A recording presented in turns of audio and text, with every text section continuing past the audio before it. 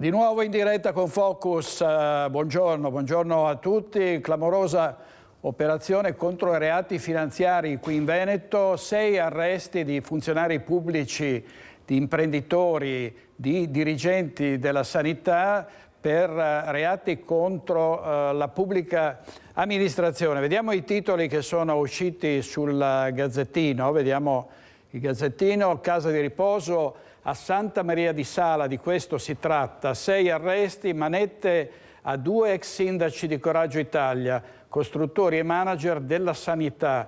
Nicola Fragomeni, che è tra gli arrestati, è il coordinatore provinciale del partito di Brugnaro. Questo è il titolo del Gazzettino. Vediamo il Corriere del Veneto.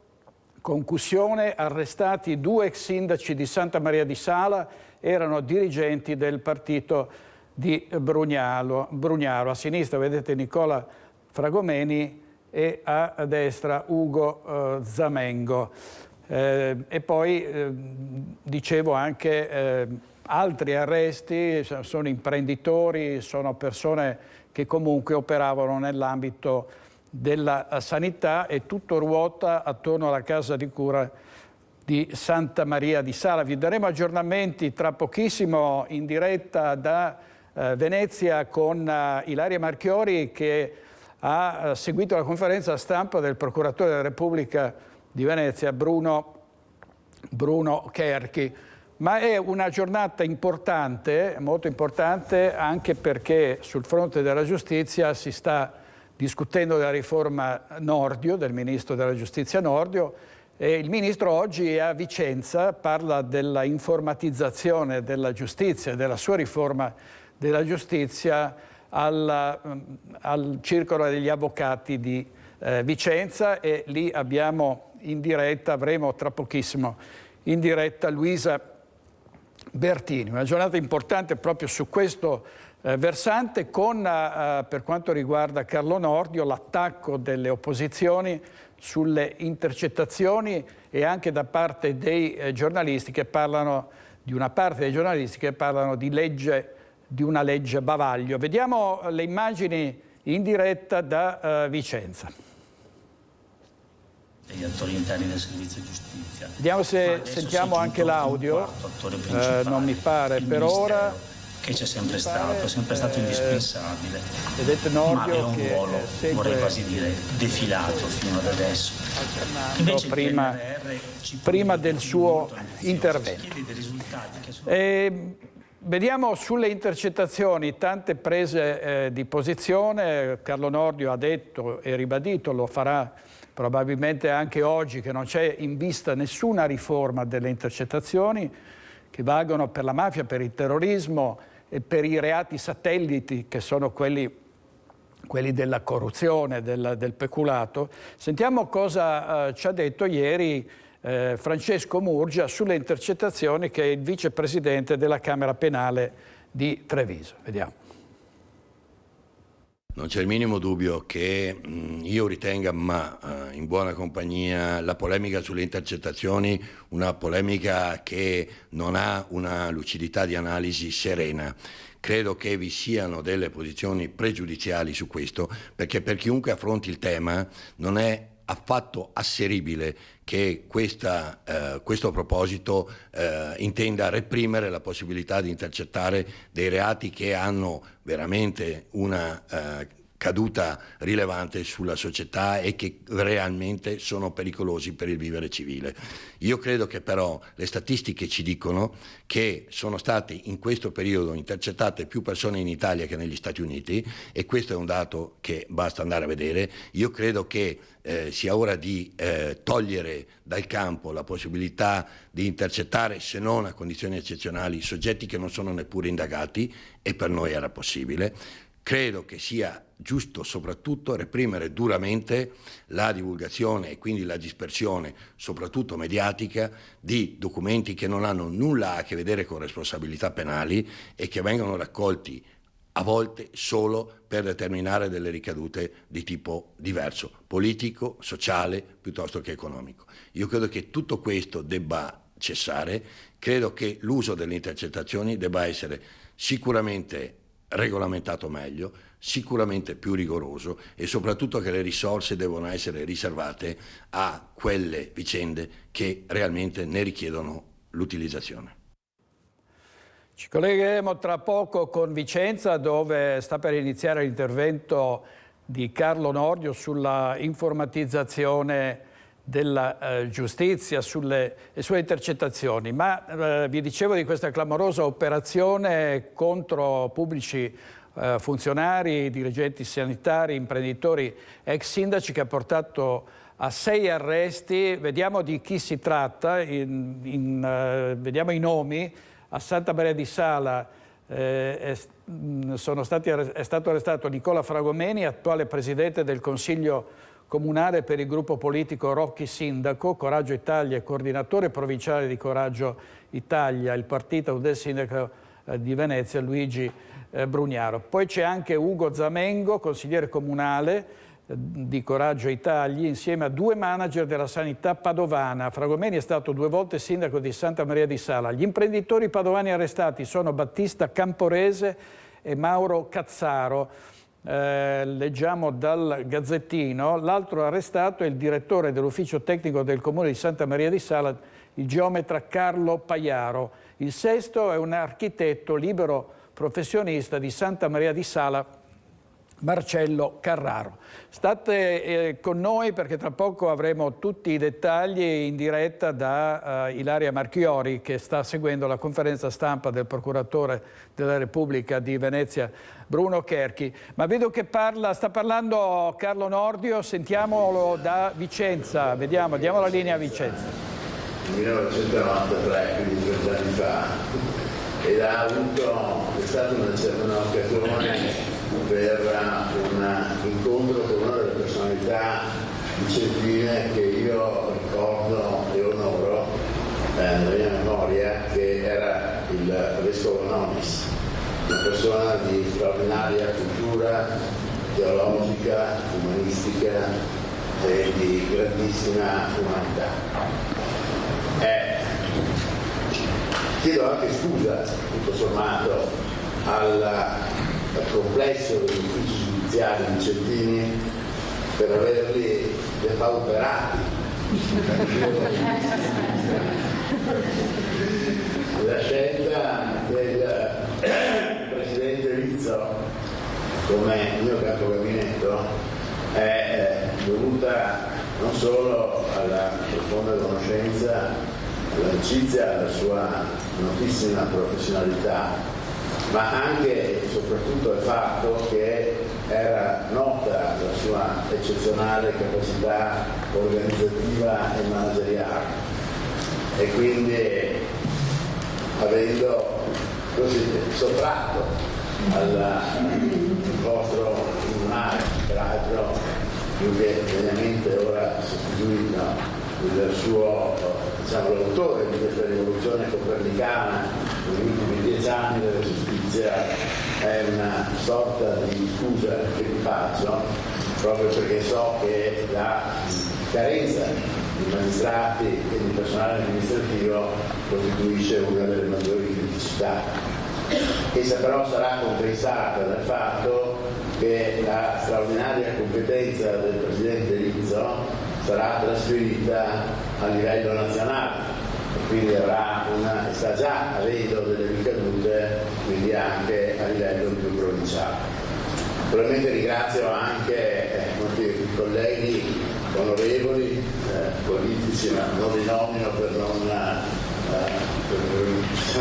attuare la parte condizione, no? Sono molto lieto e orgoglioso che siano qui.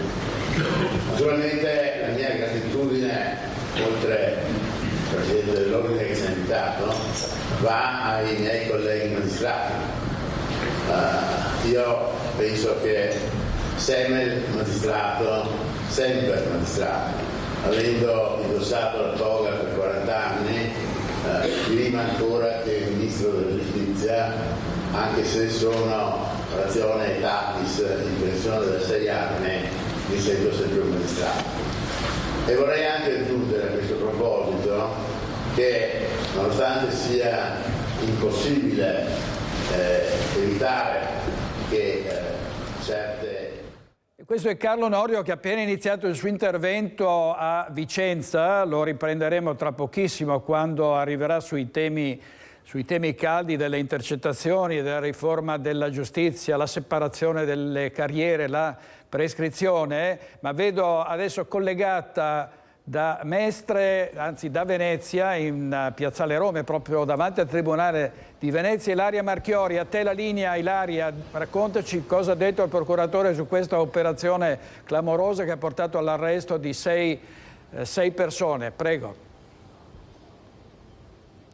Sì, buongiorno direttore, buongiorno ai nostri telespettatori. Si è conclusa da poco la conferenza stampa del procuratore di Venezia Bruno Cherchi, che ha detto di averla voluta fare al di là di quanto appunto stabilisce la legge Cartabia, visto che appunto c'è questa chiamiamola chiusura un po' nei confronti della stampa, ma oggi ha voluto fare questa conferenza proprio perché visto che si tratta, ha detto, di pubblica amministrazione, è giusto dare anche, è necessario dare anche una spiegazione alla pubblica opinione. I nomi degli arrestati so che sono già stati dati poco fa proprio nel corso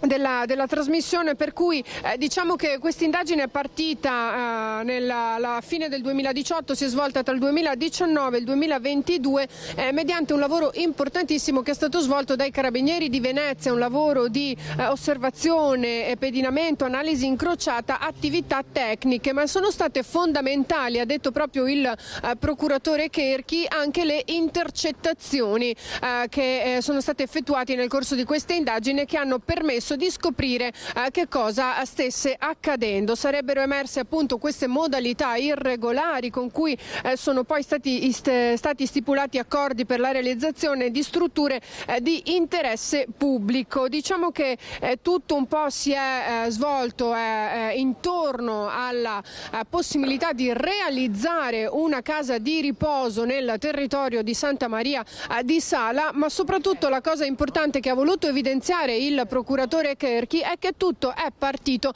dalla denuncia di un imprenditore che doveva acquistare un terreno e che appunto sarebbe stato coinvolto con una richiesta sì di acquisto di questo terreno, ma di cui sarebbe dovuto essere cambiata la destinazione d'uso, quindi non più agricolo ma commerciale. Ecco perché poi la questione si aggirava intorno alla realizzazione di questa casa di riposo. Per tutti gli arresti domiciliari, dunque nessuno è finito in carcere e la cosa importante che ha voluto evidenziare ancora il procuratore è che poi servivano anche delle buste extra per cambiare l'indice di fattibilità poi del cambio di destinazione d'uso, e quando questo imprenditore che ha denunciato si è in qualche modo fermato, ne sarebbero stati contattati poi altri proprio per cercare di fare acquistare questo terreno cambiandogli appunto la destinazione d'uso. È stata importantissima la collaborazione in questo caso del cittadino, nello specifico di questo imprenditore, perché il procuratore ha detto sì, il lavoro delle forze dell'ordine è importante, ma anche quando c'è una cittadinanza coinvolta attivamente è ancora più fondamentale, perché allora c'è una collaborazione a 360 gradi. Quindi questa è stata una delle questioni che ha voluto poi porre in evidenza. I nomi sono già stati dati poco fa, quindi non li ripetiamo, per cui se non ci sono altre domande io restituisco la linea allo studio. Grazie molto Ilaria Marchiori, inviata a Venezia per questa clamorosa operazione per reati compiuti contro la pubblica amministrazione che ha portato a sei arresti. Torniamo all'intervento in diretta da Vicenza del Ministro della Giustizia Carlo Nordio.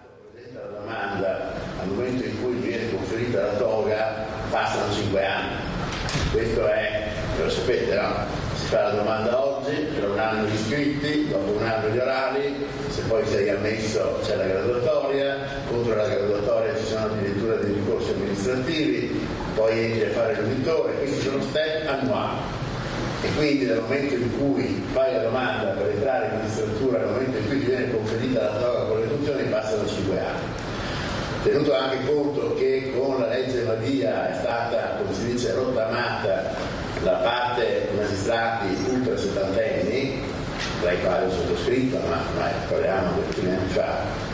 Certo non è facile colmare questi vuoti, quindi o noi cambiamo il sistema di reclutamento, che peraltro è scritto nella Costituzione, quindi può avvenire solo per concorso, a parte l'esistenza benemerita dei giudici onorari, per i quali la nostra attenzione è massima e nei cui confronti stiamo per provvedere in modo definitivo per dare una sistemazione che sia dignitosa al lavoro che fanno. Però se solo teniamo presente che quando vi sono 13.000 domande di ingresso nella magistratura, poi 3.000 consegnano dei lavorati iscritti, di questi 3.000 soltanto 300 in media passano anche gli esami orali e che quindi i posti addirittura messi a disposizione non vengono nemmeno coperti dai vincitori, poiché le nostre università sono perfettamente in grado di sfornare, come possiamo dire, dei laureati in giurisprudenza che siano idonei ad assolvere questo alto compito di magistrati, significa che qualcosa non funziona nella burocrazia e anche nella severità delle commissioni di correzione di conti. In ogni caso non è razionale che dal momento della domanda al conferimento della toga passino questi 5 anni. Il secondo aspetto, questa era dopo aver parlato della pars destruens, parliamo della pars construens della giustizia, e invece la straordinaria impresa alla quale abbiamo assistito oggi. Il merito è ovviamente condiviso, magistrati, avvocati, personale amministrativo, forse anche in parte del Ministero.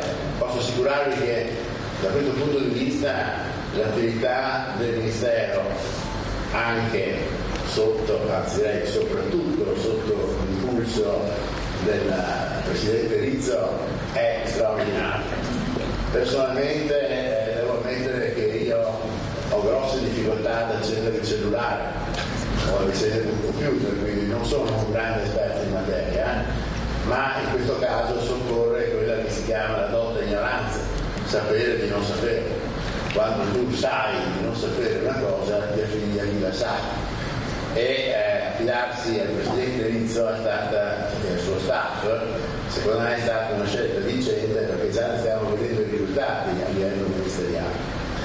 Per quanto riguarda quello che è stato fatto qui, sono rimasto non solo piacevolmente sorpreso, ma sbalordito della rivoluzione copernicana che avete portato alla giustizia.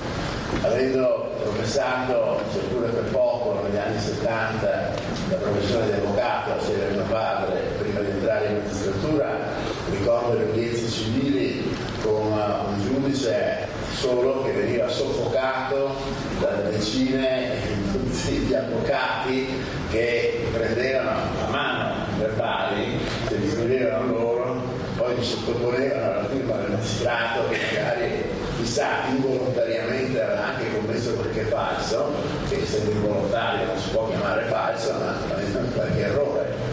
E vedere che adesso vi è questa cronoprogramma, timetable, chiamiamolo come vogliamo, cioè è una gradita sorpresa, e se questo è l'inizio, noi possiamo soltanto immaginare che entro poco tempo avremo una rivoluzione veramente copernicana della giustizia che partirà proprio da qui e da qui si svilupperà a livello nazionale. Questo non può, e lei, signor Presidente, ha perfettamente ragione, non deve andare a scapito dell'attenzione e alla profondità delle motivazioni delle sentenze e delle decisioni dei magistrati.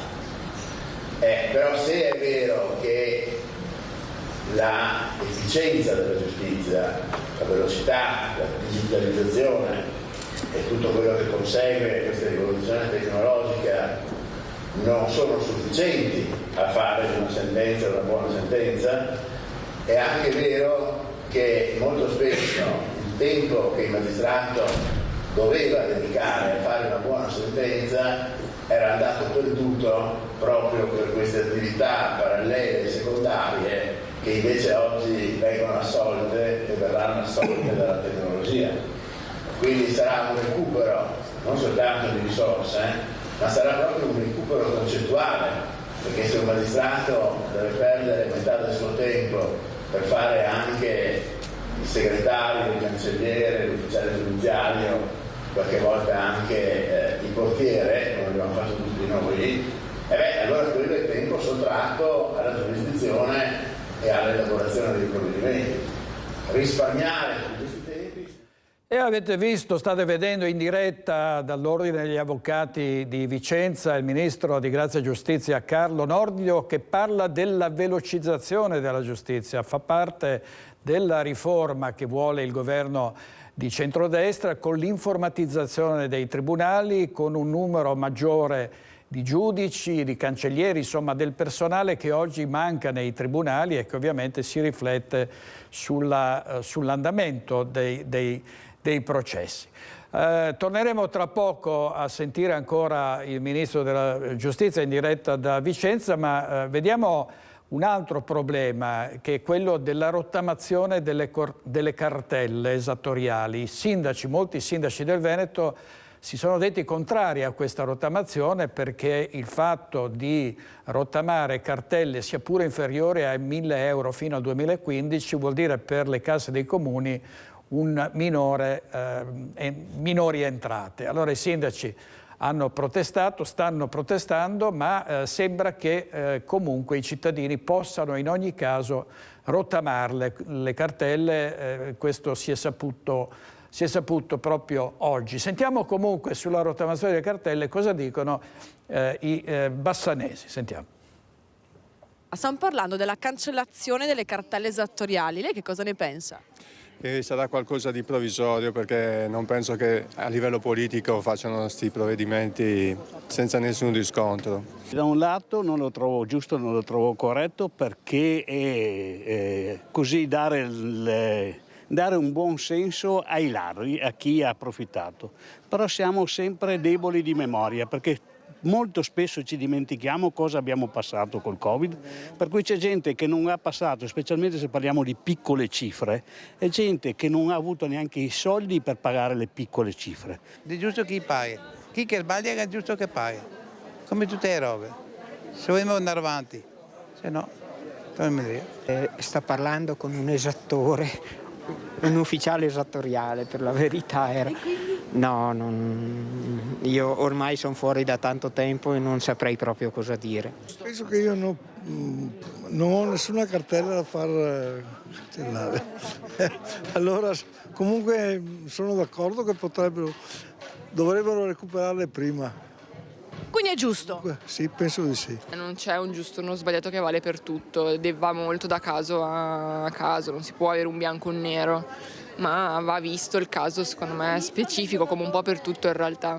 Penso che sia giusto per chi è sempre il furbo che non paga, e posso dirlo come me che paga sempre, pagherà ancora e gli altri no, non sono assolutamente d'accordo. Non sarebbe giusto, no. Ridurle un po' però tenerle perché ci vogliono insomma. Non sarebbe giusto, non è giusto.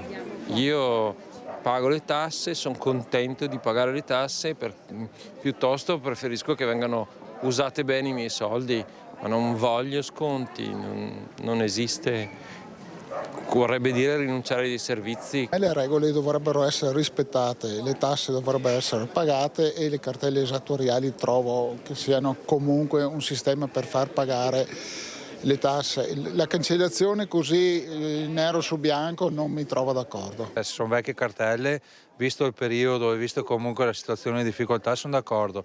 Se sono situazioni recenti non lo trovo giusto nei confronti degli altri esercenti che magari hanno sempre pagato tutto, ecco, tutto qua. E che cosa ne pensa della situazione in cui verranno opposti i comuni con questa cancellazione delle cartelle esattoriali? Penso che i comuni oltre a questo avranno altre difficoltà. parlo del mio settore che magari è sul pubblico, dico che se non ci sono i fondi PNRR siamo in difficoltà. I comuni sono esattori, sono coloro che... Ecco, di nuovo in diretta da Vicenza, il sindaco di Vicenza Francesco Rucco ha appena consegnato un premio, un riconoscimento al Ministro della Giustizia Nordio.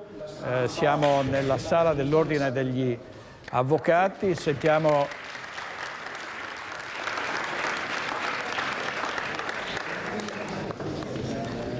Ecco, si è chiuso qui l'intervento del Ministro Nordio, vedremo se più tardi sarà disponibile per i giornalisti e se in questo caso ovviamente i giornalisti andranno sui temi più scottanti, non solo la velocizzazione della giustizia, ma la grossa polemica, lo scontro sulle intercettazioni, la separazione delle carriere, la prescrizione, insomma tutto quello che si sta sentendo in questi giorni. Lo sciopero è stato confermato da parte dei benzinai il 25 e il 26 di gennaio, non c'è ancora un accordo con il governo, quindi da martedì alle 19 le pompe di benzina resteranno chiuse per 48 ore. Vediamo. Confermato lo sciopero, ci auguriamo che, visto le parole del ministro Russo, vengano convocati nuovamente la categoria, le associazioni di categoria. Siamo disponibili a revocare lo sciopero anche fino all'ultimo momento. L'importante è che prendiamo atto di delle dichiarazioni del ministro Russo e che vengano messe per iscritto l'impegno di trovare delle soluzioni bene per la trasparenza, ma che possono essere utili sia per i consumatori e sicuramente non vanno a aggravare questo ai gestori carburanti. Dopo gli incontri al Ministero della settimana scorsa, i benzinai annunciano lo sciopero, serrata dalle 19 di domani, martedì, fino alla riapertura degli impianti venerdì mattina. Gli spiragli però restano. Sicuramente l'accanimento che c'è stato in questo periodo verso i gestori sicuramente è una cosa che ci ha veramente turbato e anche messo in grosse difficoltà. Se noi calcoliamo che anche negli ultimi giorni i controlli della finanza sono stati esagerati per quel che riguarda la nostra categoria, sapendo che il prezzo finale non è gestito dal gestore ma è comunicato dalla compagnia petrolifera, ci sembra tutto esagerato. Dopo, il prezzo medio giornaliero, a noi va benissimo che ci sia un'app, un QR code che indichi il prezzo e quindi la trasparenza del prezzo medio regionale, dicono adesso, a noi va benissimo.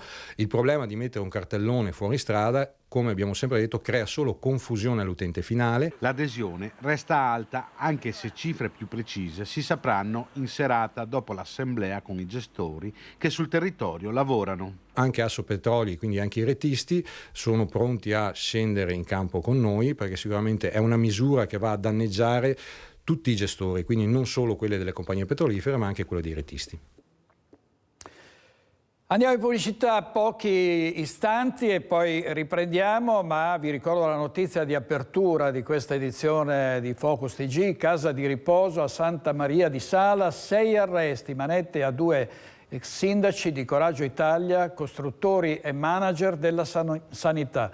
Nicola Fragomeni tra gli arrestati e il coordinatore provinciale del partito del sindaco di Venezia, Luigi Brugnaro, cioè Coraggio Italia. Pubblicità e ci rivediamo tra pochissimo.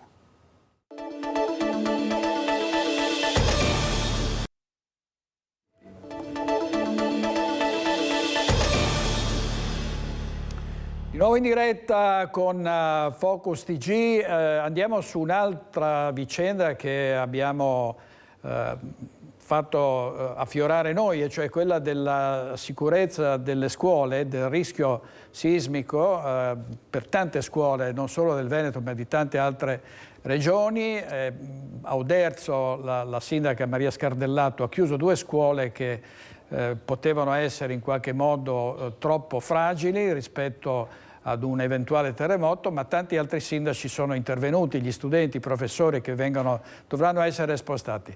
Vediamo servizio. Serve probabilmente un vero e proprio piano Marshall collegato alla messa in sicurezza sismica degli edifici.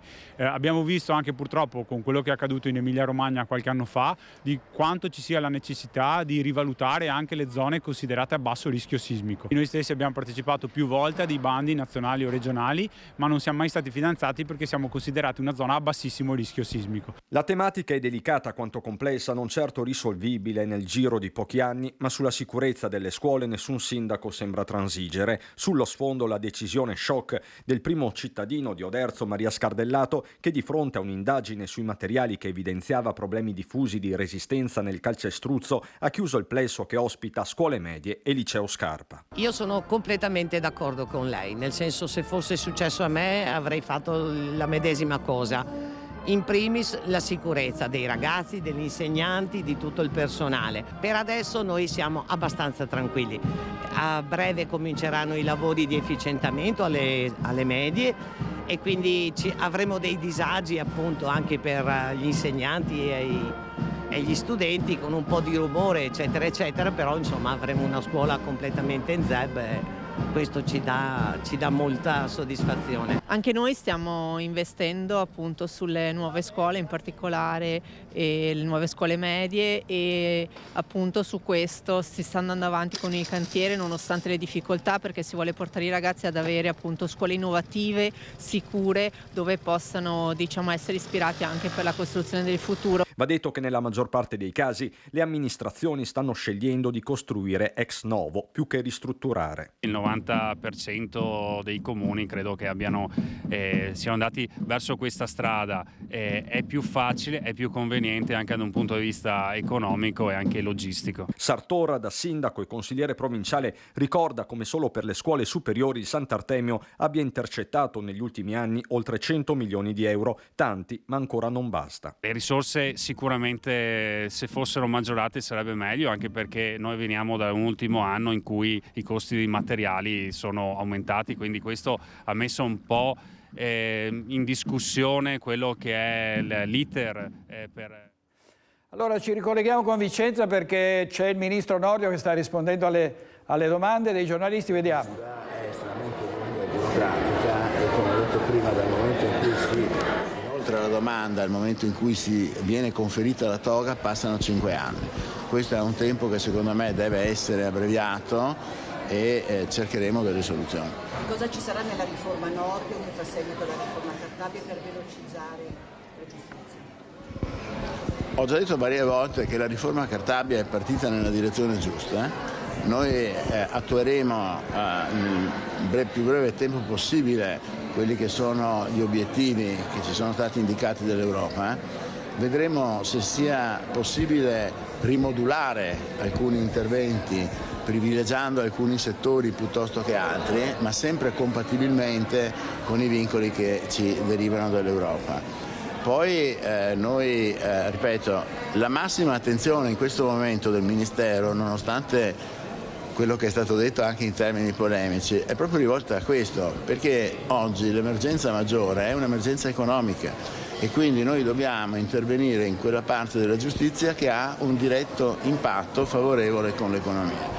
Quindi quello che è stato detto e fatto oggi e quello che è emerso oggi da questa straordinaria iniziativa che si è realizzata iniziando da Vicenza e che verrà estesa al territorio nazionale proprio perché chi ha dato maggiore impulso a questa riforma, a questa realizzazione, cioè il Presidente del Tribunale di Vicenza, il Presidente Rizzo, oggi è il braccio destro del Ministro della Giustizia, siamo certi che avvicineremo la giustizia al cittadino.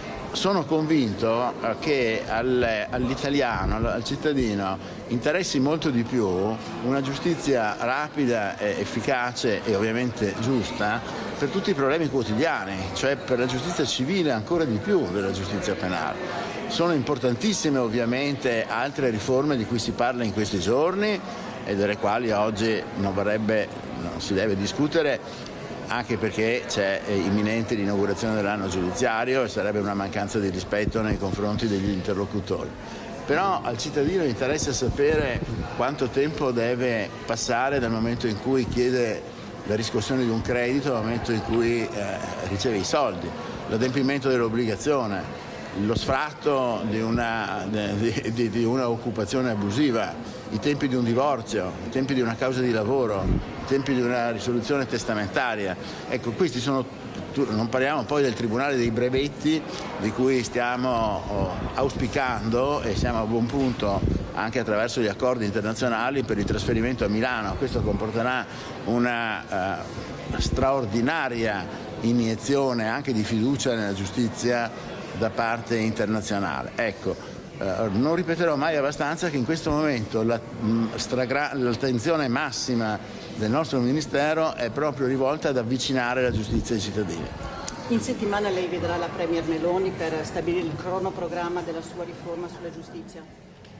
Sì, certo, in questa settimana o nella prossima, compatibilmente con gli impegni internazionali che sono molto gravosi della Premier, ma questo era già stato stabilito da tempo, perché il cronoprogramma è un elemento anche di trasparenza per quelli che sono i cosiddetti appunto il programma di governo, il programma del Ministero e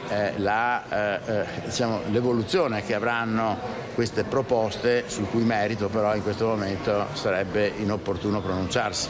Intercettazioni e abuso d'ufficio.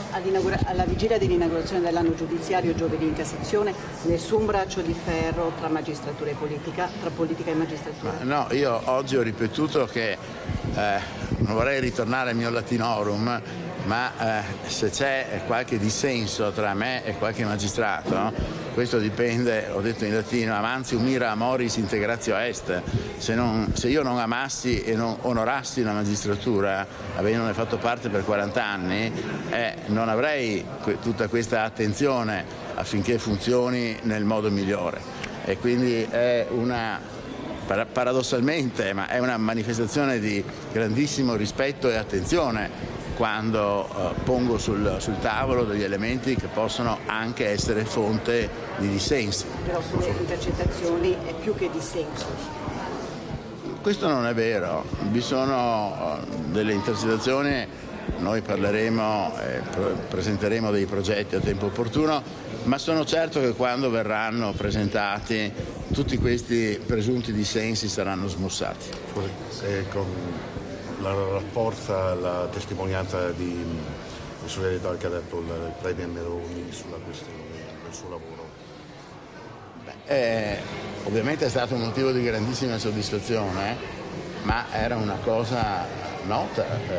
Con la Premier siamo sempre stati in perfetta sintonia e del resto è stata una scelta e una indicazione sua, come ha detto la Premier, fortemente voluta, di indicare me come Ministro della Giustizia. Quindi il fatto che qualcuno abbia anche insinuato o suscitato il sospetto che ci fossero dei dissensi era assolutamente ingiustificato e anche irragionevole. Le cose che io penso sulla giustizia le scrivo da 25 anni e quindi tutti le sapevano.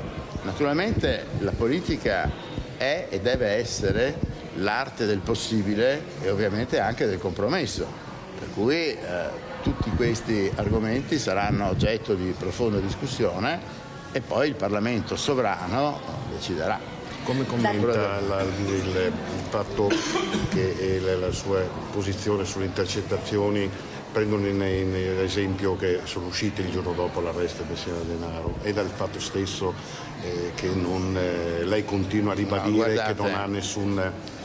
Guardate, ho ripetuto così tante volte che le intercettazioni non possono e non devono, non abbiamo mai pensato che potessero influire sulle indagini di mafia e di terrorismo, che considero quasi pleonastiche queste domande. Io ho cercato di chiarirlo in tutti i modi, se poi qualcuno fa finta di non capire quello o di non voler capire quello che ho detto, mi dispiace, ma lo affermo ancora una volta. L'ho detto l'altro giorno celebrando solennemente la figura del Beato Livatino, che proprio in suo onore la lotta da parte dello Stato contro la mafia continuerà e sarà sempre più intensa e sempre più professionale. Quindi più di così più di dirlo davanti a un altare e alla reliquia insanguinata di un beato, non vedo cos'altro potrei dire. Grazie, andiamo. Sull'abuso d'ufficio. E questo era il ministro di Grazia e Giustizia Carlo Nordio in diretta dall'Ordine degli Avvocati di Vicenza, dove ha parlato essenzialmente di velocizzazione della giustizia, ma avete sentito incalzato dai giornalisti anche su intercettazioni, separazione delle carriere ed altri temi importanti che discuterà, ha detto il ministro, con Giorgia Meloni, la Presidente del Consiglio e ovviamente tutto il governo.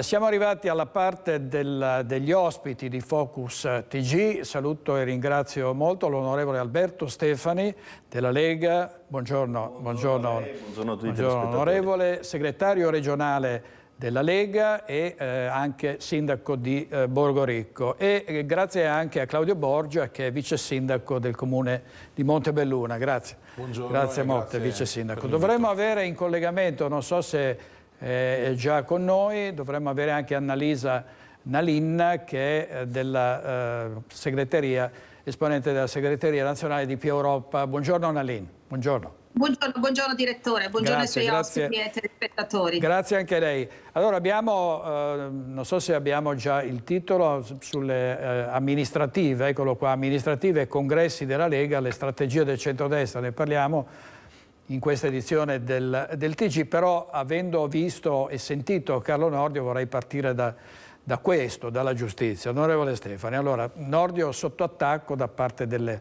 opposizioni, ribadisce quanto ha detto molte volte, viene un po' spacciato per un nemico della magistratura, è molto critico su molti punti, questo lo ha ribadito, ha anche scritto un libro molto critico sulla magistratura, però il suo obiettivo è quello di migliorare il settore della giustizia, no?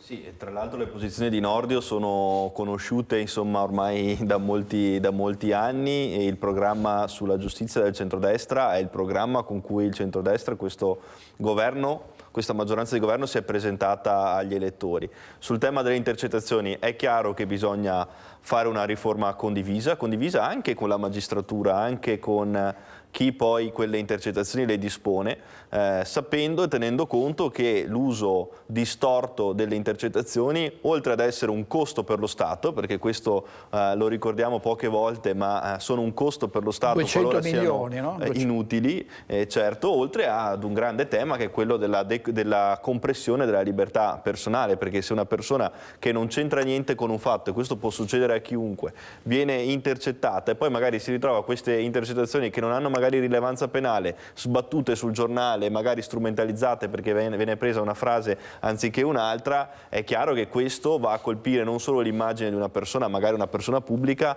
ma va a ledere anche quella che è la sua libertà personale, che è un principio costituzionalmente garantito.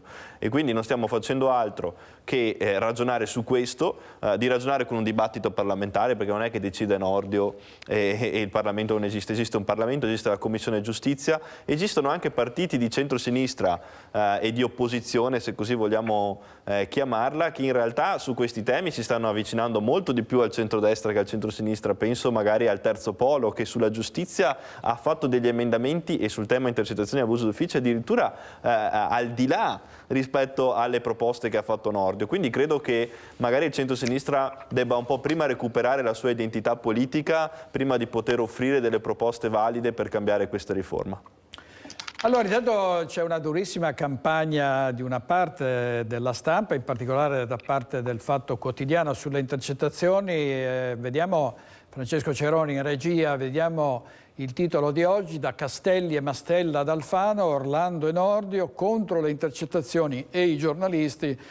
Una crociata lunga 20 anni, 130.000 firme per cacciare il ministro, questa petizione di Marco Travaglio. Borgia, premesso, io lo dico da giornalista, 40 anni che faccio sto mestiere, uno è libero di scrivere ciò che vuole, dopodiché se diffama qualcuno viene querelato e se ha torto paga anche, gli possono mangiare anche le rotative agli editori e ai giornalisti. Per il resto non credo che la stampa, almeno è un mio parere personale, rischi di essere imbavagliata perché non si potranno usare le frasi non penalmente rilevanti di chi è coinvolto a sua insaputa in una intercettazione. Cosa ne pensa? Guardi, io vado controcorrente rispetto a quello che è stato detto e soprattutto quello che abbiamo appena visto dai luminari, tra virgolette, del Fatto Quotidiano. Io penso, ogni volta che ascolto il ministro Nordio, penso che abbiamo di fronte un gigante del diritto, un gigante della politica, che ha fatto il magistrato, quindi ha una lunga esperienza, sa pregi e difetti di quella che a tutti gli effetti purtroppo talvolta è una casta e soprattutto ha in mente una riforma molto chiara. Una riforma che pone degli equilibri molto chiari anche sotto vari punti di vista e soprattutto si poggia su delle regole molto evidenti che sono innanzitutto sul tema delle lungaggini dei processi, no? Quindi tagliare questa lungaggine che ormai, come dire, sappiamo che sia che si parli di civile che si parli di penale, purtroppo porta i nostri cittadini ad avere delle risposte, delle garanzie spalmati su anni e quindi l'attesa ormai da parte di tutti come dire, non è più sostenibile. Primo punto. Il secondo punto è la certezza della pena, perché l'ha detto in più occasioni e dovunque. Un terzo aspetto è la separazione delle carriere, perché sappiamo tutti che oggi chi fa il magistrato può fare il giudice e chi fa il giudice può fare il magistrato. È bene invece riordinare il nostro sistema anche per avere ovviamente più democrazia e questo è un punto chiaro. Sulle intercettazioni, guardi, io sono un figlio di forze dell'ordine, nel senso che mio padre faceva il poliziotto e mio zio il carabiniere, quindi so benissimo di cosa sto parlando e sono uno di quelli che pensa che le forze dell'ordine debbano essere messi nelle condizioni di avere tutti i mezzi a loro disposizione. Le intercettazioni sono uno di questi mezzi. È evidente, lo ha detto anche Nordio, che per quanto riguarda determinati temi, tra cui mafia e terrorismo, le intercettazioni sono sacrosante e ovviamente non verrà snaturata nessun tipo come dire, di utilizzo o comunque sia non verrà negato l'utilizzo delle intercettazioni, anzi è uno degli strumenti, uno dei mezzi principali per combattere mafia e terrorismo. Però è evidente che negli ultimi anni, lo sappiamo tutti, purtroppo le intercettazioni sono diventate uno strumento politico, non solo da parte dei magistrati ma anche e soprattutto da parte dei giornalisti. Talvolta sono uscite delle frasi delle intercettazioni, abbiamo, come dire, puntato il dito contro il politico di turno, talvolta era colpevole, però ricordo a tutti che deve essere la giustizia e le aule di tribunale a dire se uno è colpevole o meno, tante altre volte invece sono uscite delle intercettazioni, qualcuno si è dimesso per poi scoprire dopo 10, 15 anni che invece non aveva commesso il fatto. Ecco, questo strumento delle intercettazioni in questa maniera secondo me è una maniera non corretta e soprattutto che non è a garanzia della nostra democrazia. Ecco, tra l'altro molti di questi atti sono coperti da segreto istruttorio, quindi la fonte intanto va sempre verificata, ma spesso queste notizie arrivano per vie traverse dalle cancellerie dei tribunali, dagli avvocati e i giornalisti quando le hanno spesso le pubblicano, perché il problema è che non dovrebbero arrivare ai quotidiani, quelle che non c'entrano con un processo, che non hanno rilevanza penale. Per tutto il resto, compreso la corruzione, i reati satelliti, ha detto Nordio, le intercettazioni continueranno, non c'è nessuna riforma, non c'è nessuna mordacchia. Annalisa Nalin, cosa ne pensa? Perché appunto è dal centro-sinistra che arrivano le critiche maggiori. Lei crede che ci possa essere un tentativo così di filtrare i giornali e le televisioni, di non far uscire certe notizie? Ma io credo che ci sia una grossa battaglia politica in questo momento, non sono d'accordo con che la battaglia venga solo dal centro-sinistra. la battaglia sta arrivando anche all'interno della coalizione del centrodestra, perché ci sono visioni differenti, soprattutto penso nel Partito dei Fratelli d'Italia ci sia un'ala più, tra virgolette, legata alla magistratura e un'ala che invece è più garantista. Per quanto riguarda noi di Più Europa, noi siamo sempre stati garantisti, direttore, quindi diciamo non abbiamo una posizione per nulla vicino a quella del Movimento 5 Stelle o quella del Fatto Quotidiano, che bene o male è un giornale che è diventato quasi portavoce di quel partito politico e comunque di quel bacino di elettori. Quindi il garantismo va bene. Il problema che c'è con Nordio, e secondo me questo lo osserviamo noi, ma credo che un'analisi attenta si possa far vedere, trapelare anche come sia questo problema all'interno della maggioranza di Meloni, è quello che dobbiamo vedere i provvedimenti veri, cioè che cosa vuole fare Nordio, perché se sei garantista non fai passare un decreto, una legge per il rave come è stata fatta passare.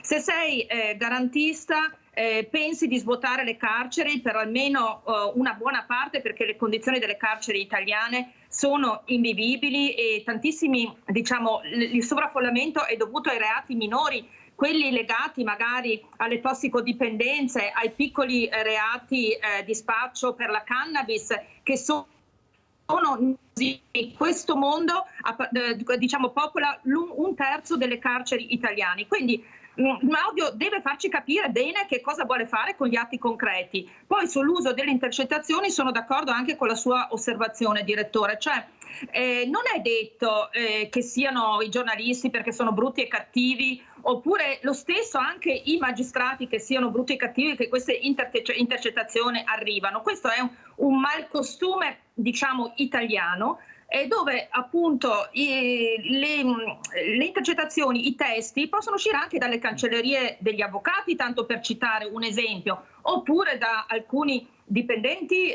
della magistratura, e non escludo ovviamente sì, arrivano anche... spesso e sono anche, a volte anche delle polpette avvelenate. Scusi Nalin, voglio tornare a Santa Maria di Sala, dove ci sono stati degli arresti perché ci sono nuovi particolari. Vediamo qua: i carabinieri in municipio, sequestrato l'ufficio tecnico, arrestato il direttore Carlo Paiaro, è uno dei 6 arrestati. Sentiamo cosa ha detto poco fa la sindaca di Santa Maria di Sala. Sentiamo.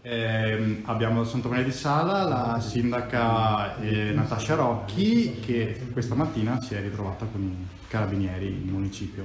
Sì, sono arrivata in municipio, c'erano i carabinieri che avevano già transennato il reparto tecnico, io mi sono messa subito a disposizione, tuttavia le motivazioni per le quali c'è stato questo sequestro dei locali non mi sono ancora state formalmente comunicate, e conosco solo ciò che ho letto nei comunicati stampa e nel web. Informazioni che tuttavia formalmente non ho ancora conosciuto con documenti, quindi sono in attesa che la procura mi dia queste formalità. E questa era un'intervista del Gazzettino di Venezia, giornale diretto da Roberto Papetti, la sindaca di Santa Maria di Sala, Natascia Rocchi. Su questo vorrei sentirvi anche, reati contro la pubblica amministrazione, in un momento in cui peraltro il ministro Nordio ha detto che bisogna smantellare l'abuso d'ufficio, che è uno dei reati che costringe molti primi cittadini a non muovere nulla perché temono poi conseguenze penali. Sindaco. Beh, allora innanzitutto io farei una distinzione. Qui mi pare si stia parlando di reati di corruzione, sì, quindi di reati pare peculato, diciamo un po' più gravi rispetto all'abuso d'ufficio, certo, che ha ovviamente anche una cornice editale sanzionatoria ben diversa, quindi molto più bassa. Spesso l'abuso d'ufficio ha una matrice diversa, nel senso che capita spesso che nel 95% dei casi in cui c'è un'indagine per abuso d'ufficio, spesso su esposti magari di opposizioni o cose di questo tipo, tipo poi vadano a finire nel nulla perché non ci sono i presupposti. Tra l'altro è un'ipotesi di reato, quella dell'abuso d'ufficio, non ben configurata, molto fumosa, questo non lo dico io ma lo dice sicuramente un'autorevole dottrina molto più esperta di me in diritto, e anche le pronunce giurisprudenziali che non hanno ancora definito cos'è tecnicamente l'abuso d'ufficio, oltre alla norma di legge che è molto molto vaga. Quello che si tratterebbe di fare è di delimitarlo il più possibile, perché un sindaco, un amministratore deve sapere a cosa va incontro. Ben diverso invece è il fenomeno corruttivo o di concussione, che riguarda fattispecie completamente diverse, fattispecie molto più gravi, dove c'è un'adesione al disegno criminoso, in questo caso mi pare di capire per questioni anche di carattere economico. Poi, come in tutti i casi, si tratta di processi, quindi poi è la magistratura che dovrà fare la sua parte e uno resta sicuramente innocente fino alla condanna definitiva. Quindi io farei una distinzione netta tra quello che è l'abuso d'ufficio, le necessità di contornare questa ipotesi, e i fenomeni più gravi dove invece chiaramente le intercettazioni sono assolutamente necessarie, e dove le intercettazioni sono uno strumento a disposizione della magistratura assolutamente indispensabile per compiere determinate indagini.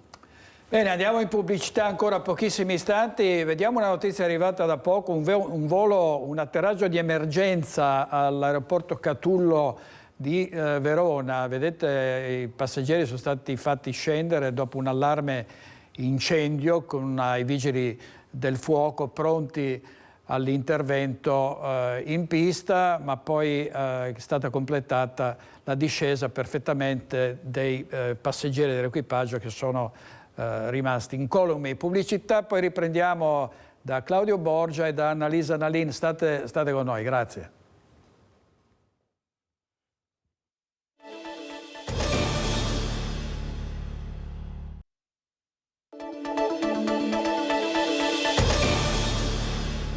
Di nuovo in diretta con Focus, la notizia del giorno è quella di 6 arresti per reati tra Venezia e Padova contro la pubblica amministrazione. Vediamo cosa ha detto il procuratore Cherchi dopo la conferenza stampa di stamattina. È nata sulla denuncia da parte di un imprenditore, qui hanno chiesto una mazzetta. Di quanto stiamo parlando?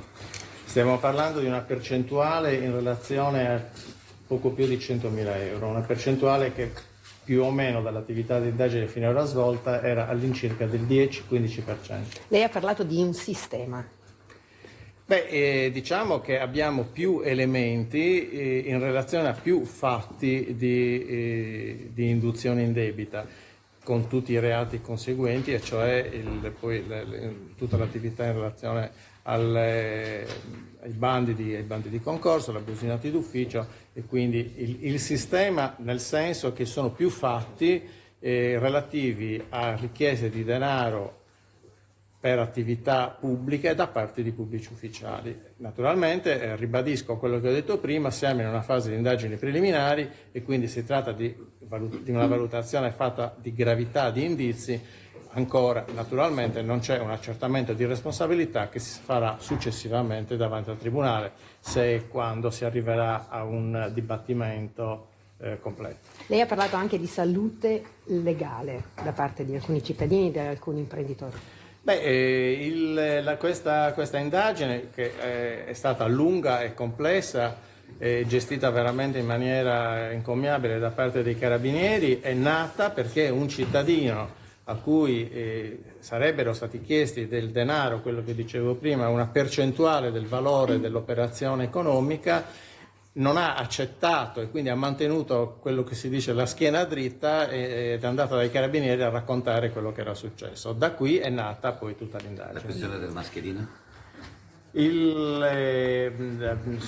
Abbiamo degli elementi per dire che l'amministrazione comunale aveva organizzato un sistema per acquistare e cedere delle mascherine, quindi far operare una certa intermediazione senza i bandi, senza l'attività amministrativa corretta e con l'interessamento diretto in termini economici di qualche pubblico ufficiale. Ha parlato di un'attività encomiabile da parte dei carabinieri, attività che si è potuta svolgere anche grazie alle intercettazioni. Per quanto riguarda...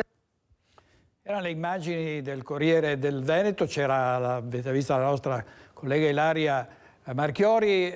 Borgia, potrebbe dire il lupo perde il pelo e non il vizio. Io ero a Milano quando partì la Tangentopoli con l'arresto di Mario Chiesa, anche lì per via di un imprenditore che ha tenuto la schiena dritta e ha denunciato. No? Però cioè non c'è fine al sistema corruttivo in questo paese, come abbiamo visto anche in Europa recentemente, per cui non è solo... Ci sono sempre di mezzo purtroppo anche in Europa italiani, ma è un cancro che non si riesce ad estirpare evidentemente, nonostante tutti i controlli. Voi che siete sindaci sapete quanti e quali controlli ci sono nei confronti delle amministrazioni comunali.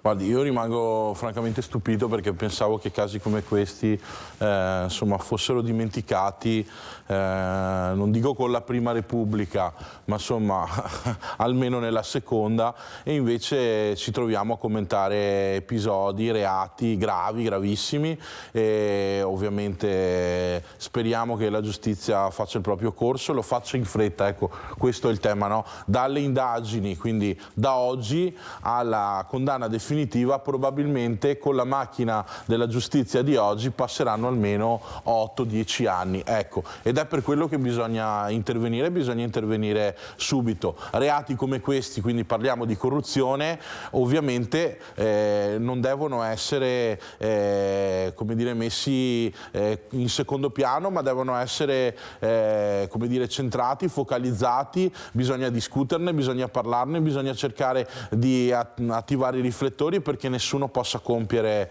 e reiterare questi reati. È ovvio che le intercettazioni in reati come questi, come la corruzione, servono, sono uno strumento, un mezzo efficace. Nordio l'ha detto chiaramente, sul tema appunto anche della corruzione nulla cambierà. Ecco, si parla sempre delle intercettazioni sia su reati minori, quindi il riordino delle intercettazioni su reati minori, ma anche e soprattutto su come dire, persone che nulla c'entrano con le indagini e che poi finiscono sui giornali, che talvolta succede. Spero insomma in una pena esemplare per chi ha compiuto questi reati. Ovviamente ci sarà il processo, vogliamo però ricordare che quando ci sono arresti, cioè 6 ordini di custodia cautelare, gli inquirenti hanno raccolto tali e tante prove da consentire poi questi provvedimenti, altrimenti diciamo, la magistratura su questo non interverrebbe. Ma è bene dire ai cittadini di seguire l'esempio di questo cittadino. Se un amministratore pubblico, un dirigente, un funzionario comunale, un dipendente comunale vi chiede del denaro per vincere un bando, una gara e qualsiasi cosa, un concorso, andate direttamente a denunciare dalle forze dell'ordine. Su questo dobbiamo essere tutti chiari, tutti compatti come lo siamo, e bisogna essere chiari con i cittadini. Andate a denunciare immediatamente.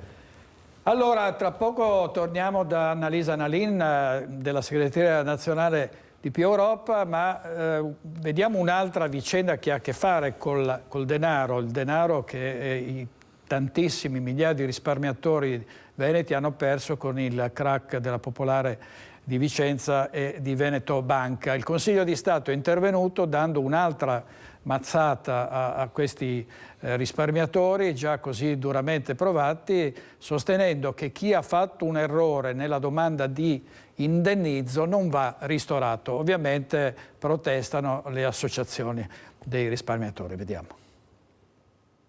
Crack delle banche popolari, nuovo capitolo nella tortuosa strada dei risparmiatori verso il recupero dei capitali perduti.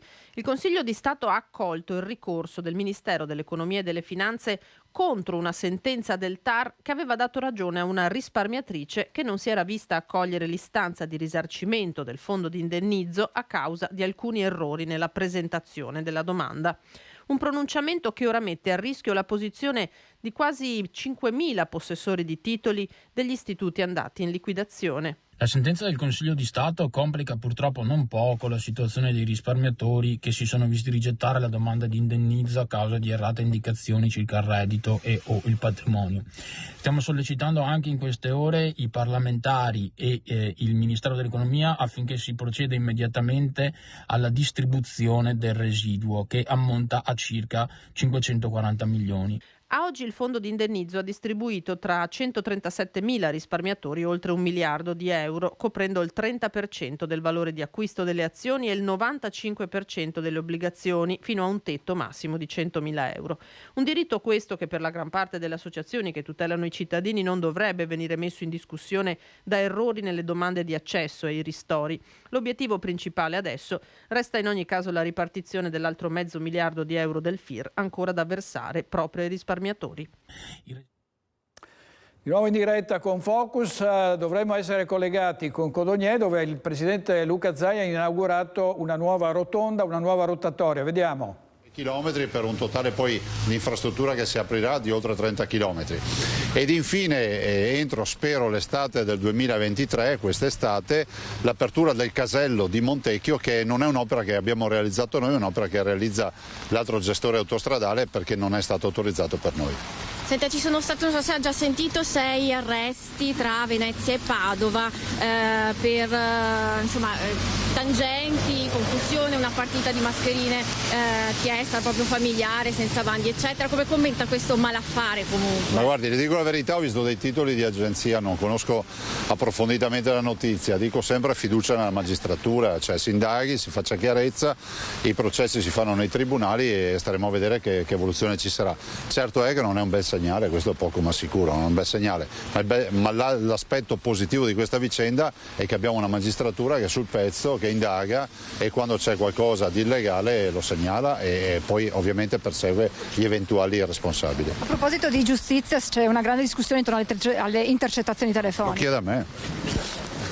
Ma io penso una cosa, che le intercettazioni siano uno strumento di indagine che debba essere assolutamente autorizzato, ci mancherebbe. Glielo dico per vicenda personale, il problema non è che mi intercettano o ci intercettano, il problema è l'uso che si fa delle intercettazioni. Questa è la vera partita, perché sinceramente penso che non ci siano cittadini che siano contro l'intercettazione. Il problema è che le tue telefonate personali che nulla hanno a che vedere con l'indagine e comunque in generale vorresti non vederle sui giornali e pensare magari che siano solo elemento di indagine utili al magistrato per eventualmente arrivare a scovare degli illeciti, delle illegalità. Quindi sia le intercettazioni, ma sicuramente rivedere tutta la modalità e la diffusione e il fatto che qualcuno possa arrivare ad avere i testi e diffonderli. Ricordo un'ultima cosa, che l'intercettazione che spesso vediamo non è la chiacchierata, la telefonata fedele, è una sintesi di quella, per cui poi bisogna andare a vedere quello che accade realmente e poi, come nel mio caso, visto che parlo in veneto, anche la traduzione. Autonomia, Presidente, una nuova accelerata importante. Ma guarda, siamo davanti a un governo che sta rispettando gli impegni con i cittadini e siccome l'autonomia parte dal Veneto e non solo da quel 22 ottobre 2017 ma molto prima, l'autonomia, il Veneto dice che in questi 5 anni dopo il referendum vedo che un governo che è lì da quasi 100 giorni è un governo che ha portato nella manovra finanziaria un articolo che obbliga la definizione del LEP. Adesso c'è la legge di attuazione a Palazzo Chigi, si dice che entrerà in Consiglio dei Ministri, questo è positivo visto e considerato che è esattamente il percorso che doveva fare questa legge. L'autonomia non è la secessione dei ricchi, l'autonomia non è una messa in discussione dell'unità nazionale e chi lo dice non legge le carte, non rispetta la Costituzione, ma soprattutto si dimentica che paesi che sono percepiti come grandi nazioni, penso agli Stati Uniti piuttosto che alla Germania, sono paesi federali. Presidente, continua questo assalto agli alberghi, oggi probabilmente si chiarirà anche questa del Miramonti, però c'è questo assalto, ieri addirittura sembra un gruppo Abramovic, assalto di 6-7 alberghi. Allora, questo era il presidente Zaia da Codogné, tornato sull'autonomia, ha parlato di intercettazioni. Noi come Media Nord-Est ne sappiamo qualcosa perché il proprietario della nostra azienda, Giovanni Giannakopoulos, in un'inchiesta partita senza nemmeno una denuncia, anche piuttosto misterioso, accusato di minacce, di diffamazione, poi è risultato completamente estraneo e intanto il suo nome è finito su tutti i giornali, quindi noi ce ne intendiamo, diciamo. Allora, l'onorevole Stefani deve lasciarci, le chiedo Stefani, sui prossimi congressi della Lega. Oggi i giornali parlavano quasi sembrava che parlassero di una partita tra due squadre, 2-2 Padova e Verona e Salvignani, Rovigo e Belluno, i marcatiani. Ma allora, premesso che come lei sa benissimo, direttore, a me non piace mai etichettare i segretari provinciali per l'uno o per l'altro. Peraltro Rovigo è andata a candidato unico, quindi non c'era nemmeno una sfida in atto. La realtà è che la Lega ha sempre celebrato congressi dall'inizio della sua nascita, cioè dall'origine, e quindi noi siamo sicuramente felici di poterli celebrare e abbiamo promesso di celebrarli tutti entro primavera. Dovremmo riuscire tranquillamente a celebrarli tutti entro febbraio, e quindi insomma, oltre ai congressi di sezione stiamo finendo i congressi provinciali e poi passeremo al congresso regionale, quindi credo che questa sia una buona lezione di democrazia che questo partito sta dando, interna, di discussione interna. Poi come tutti i congressi, ogni congresso chiaramente è a sé, però io sono sicuramente orgoglioso di questo partito che sa ogni volta guardarsi dentro, confrontarsi, dibattere e poi uscire unito, e questo è quello che noi dobbiamo impegnarci a fare nel corso dei prossimi mesi, perché ai cittadini non interessano i congressi della Lega, ai cittadini interessano risposte sulle bollette, sul gas, sull'autonomia. Queste sono le battaglie che noi dobbiamo fare. La Lega deve uscire sui giornali portando a casa risultati. Tutto il resto sono parole inutili che interessano a pochi addetti ai lavori e che non servono sicuramente all'interesse dei cittadini veneti. Grazie, Grazie Stefani, a voi, segretario regionale della Lega in Veneto, sindaco di Borgoricco. Vediamo servizio sull'autonomia e il Confartigianato e poi torniamo da Annalisa Nalin. Vediamo. Il tema dell'autonomia è un tema importantissimo per quanto riguarda le imprese e riteniamo che sia passato anche già troppo tempo. Così parlò Gianluca Cavion, presidente di Confartigianato Vicenza. L'autonomia è una priorità per le aziende, un'istanza che questa settimana è stata lanciata anche dalla Regione Veneto in pressing sul governo perché il disegno di legge sull'autonomia venga inserito all'ordine del giorno nel primo Consiglio dei Ministri utile. Vediamo troppi ostacoli anche all'interno del governo di centrodestra, quindi vogliamo capire chiaramente anche da questo governo se hanno intenzione di dare una risposta chiara e concreta ai cittadini del Veneto che hanno votato in massa a favore dell'autonomia, oppure se qualcuno a livello romano con qualche scusa vuole ancora prenderci in giro. Chiediamo anche noi al governo che ci sia un'accelerazione per arrivare a conclusione di questo tema molto importante. Si sono succeduti 5 governi dal 22 ottobre del 2017, quando il 98% dei veneti che ha partecipato al referendum regionale consultivo si è espresso a favore dell'autonomia, una riforma importante per tutto il mondo dell'impresa. Riteniamo che l'autonomia sia una riforma molto importante perché c'è vicinanza tra l'amministrazione locale, le imprese e i cittadini e possa essere misurabile su come vengono spesi i soldi. Non solo l'autonomia però, la flat tax è uno dei cavalli di battaglia del governo nella prossima riforma fiscale. Per quanto riguarda la riforma sulla flat tax, siamo stati anche colpiti in maniera positiva. La cosa che ci lascia un po' perplessi è che incide su una percentuale molto bassa di imprese. A livello provinciale incide per il 2,6%, dunque un'incidenza che non dà tanto respiro alle nostre imprese. Il giudizio sui primi 100 giorni di governo da parte di Confartigianato è comunque positivo, ma ci si aspetta qualcosa di più. Il governo in questo momento è riuscito a fare quello che poteva fare. Le risorse sono poche e sono riusciti a distribuirle in maniera anche equa e certamente ci aspettiamo qualcosa di più. Un governo che è salito in un momento così difficoltoso, possiamo dire che ha raggiunto una buona sufficienza aspettando qualcosa di migliore. Servizio Carlo Alberto Inghilleri, torniamo da Annalisa Nalin di Più Europa. Sull'autonomia, Nalin, voi vi siete già espressi molte volte, a che punto ritenete sia il percorso dell'autonomia in questa fase? Ma io credo che sia piuttosto fermo, sinceramente, perché c'è questo cortocircuito che abbiamo visto sulla giustizia, lo stiamo vedendo un po' sui piani, no, delle riforme di questo governo di destra. Ci sono delle visioni diverse, quindi la Lega spinge, e quindi anche Gavion, diciamo in appoggio alla Lega, spinge per l'autonomia. Potrei anche discutere quanto veramente la dimensione regionale possa servire alle imprese e magari invece non serva un'impostazione di più largo principio proprio per i fondi europei e tutti i finanziamenti che devono comunque cadere a cascata sui territori. Ma detto questo, il cortocircuito è che l'autonomia viene spinta dalla Lega e Fratelli d'Italia contrappone il presidenzialismo. Sono due riforme molto importanti ma anche difficilmente conciliabili, quindi bisognerà vedere adesso i prossimi passi. Noi di Più Europa siamo per un federalismo convinto che però non vede un'esposizione così larga delle materie, magari un federalismo fiscale, però 23 materie, tra cui istruzione e sanità, bisogna porre attenzione a questo, perché noi non abbiamo bisogno di un paese a due velocità, noi abbiamo bisogno di un paese che si proietti a grande velocità verso il futuro e quindi spinga servizi, infrastrutture, aziende in determinate direzioni, cioè verso la crescita.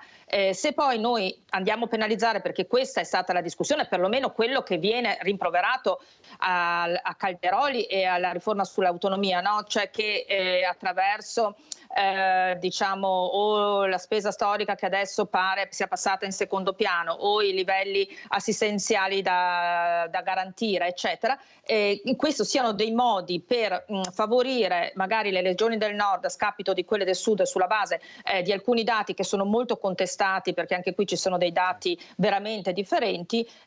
Questo è un punto di domanda. Grazie, il cortocircuito, Nalin, scusi, abbiamo pochi minuti ancora, quindi la ringrazio molto per aver partecipato a Focus TG e a presto. Grazie molto a Annalisa Nalin della segreteria nazionale di Più Europa. C'è la polemica dello Svimez, che è l'associazione per lo sviluppo delle imprese del Mezzogiorno, che dice che i dati forniti dalla regione del Veneto non sono corrispondenti alla realtà perché non tengono conto delle altre risorse che non sono regionalizzate ma che arrivano alle partecipate, ai comuni, e quindi il Veneto prende molto di più di quanto...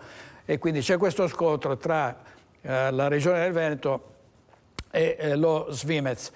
Torniamo adesso in chiusura dal vice sindaco di Montebelluna Claudio Borgia, però prima diamo conto di quello che succede in vista delle amministrative a Treviso per quanto riguarda il Partito Democratico. Giorgio De Nardi, candidato del PD, Nicolò Rocco, candidato per Azione. Vediamo.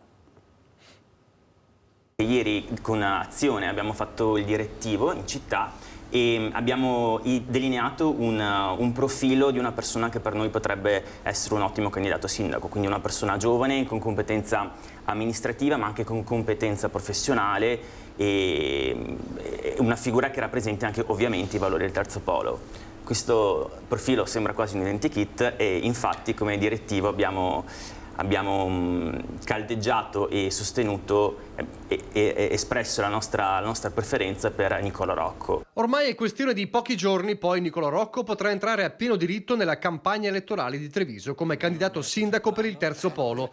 L'indicazione ufficiale del suo partito, Azione, vedrà seguire a breve quella di Italia Viva, che a meno di improbabili cambiamenti sarà la medesima. Il 25 ci sarà un passaggio con Italia Viva, quindi Italia Viva avrà una propria assemblea e sono sicuro che anche loro potranno portare una preferenza come l'abbiamo fatto noi per Nicolò Rocco e quindi successivamente Nicolò andrà a sciogliere le proprie riserve. Quindi lo diamo quasi, è ufficioso o non ufficiale? Rocco quindi in campo a far compagnia ai candidati già ufficiali: Mario Conte alla guida del centrodestra, Maurizio Mestrinelli per il Movimento 5 Stelle e il civico Giorgio De Nardi con il centro-sinistra.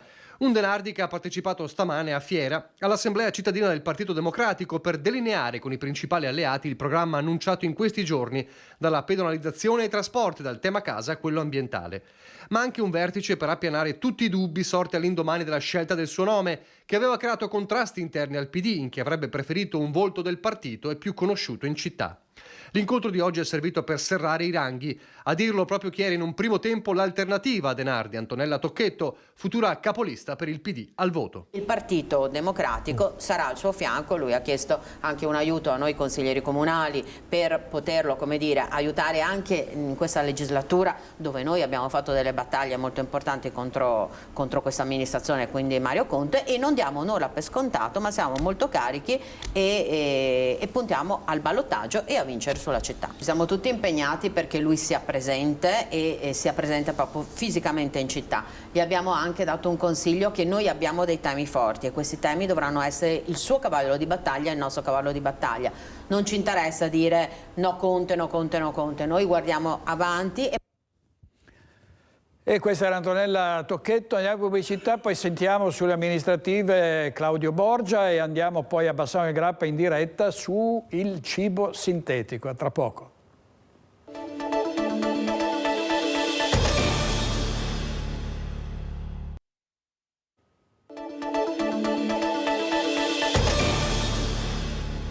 L'assalto a Vicenza e a Treviso da parte del centro-sinistra alle prossime amministrative, Claudio Borgia, vice sindaco di Montebelluna, come la vede? Guardi, noi sosteniamo a Treviso convintamente Mario Conte, che oltre a essere un ottimo sindaco è il miglior candidato ovviamente che possiamo avere. Fratelli d'Italia lo sosterrà con convinzione, speriamo di avere dei grandi risultati anche come partito nella città di Treviso, puntiamo in alto, abbiamo una lista competitiva, forte, e sono sicuro insomma, che saremo la vera sorpresa delle amministrative di Treviso. Su Vicenza siamo in attesa che il sindaco uscente Rucco, sciolga le riserve per capire insomma cosa voglia fare. Ovviamente anche lì il centrodestra dove andare unito su di lui oppure su un candidato che ovviamente si sceglierà nel caso in cui lui facesse un passo indietro. Grazie molto a Claudio Borgia. Subito a Bassano, la guerra al cibo sintetico, sentiamo cosa dice Alex Giuliano. Buongiorno direttore, buongiorno a tutti i nostri telespettatori. Noi siamo a Bassano del Grappa e siamo in compagnia di Roberto Astuni, che è un importante ristoratore del posto, per continuare a parlare di uno di quelli che sono i temi di stretta attualità. Parliamo di cibo sintetico, parliamo anche di insetti sulle nostre tavole, perché con Roberto Astuni proprio poco prima di collegarci si parlava del fatto che già tanti turisti, quelli che abitualmente insomma di anno in anno rinnovano le prenotazioni qui a Bassano, nella zona della Pedemontana, dicevamo più di qualche turista tra il serio e il faceto ha già cominciato a contattarvi, a chiedervi se sulle tavole della Pasqua insomma o insomma di quest'estate, insomma, quando verranno a visitare le bellezze naturalistiche, artistiche e non solo del territorio, magari non vogliono correre il rischio di trovarsi a mangiare pane con farina di grillo piuttosto che cibo sintetico. Già qualcuno avanza un po' di dubbi, un po' di preoccupazioni. Certo, in effetti è stato proprio così. Intanto buongiorno a tutti. E diciamo che veramente tra il serio e il faceto, però qualcuno questa puntatina, frecciatina l'ha fatta, no? Quindi ci hanno richiesto la disponibilità per quest'anno e ci hanno detto: mi raccomando però che la carne sia quella vera, quindi già c'è questa distinzione. Però scherzi a parte, insomma, credo sia un problema in questo momento per la ristorazione, proprio perché le norme vengono fatte e calate dall'alto senza, credo, confrontarsi con nessuno, insomma. A proposito di confronto, c'è invece un costante quotidiano confronto tra voi ristoratori su queste tematiche che preoccupano e che insomma sappiamo benissimo, direttore, che i ristoratori difendono l'eccellenza culinaria, l'eccellenza enogastronomica del territorio. Tra di voi cosa vi dite? Siete preoccupati? Avete già in mente di così prendere delle accortezze, di tutelare in maniera ancora più forte quello che è il Made in Veneto? Ma io credo che noi abbiamo un obbligo primario, che è quello di difendere e tutelare questa biodiversità che tutto il mondo ci invidia.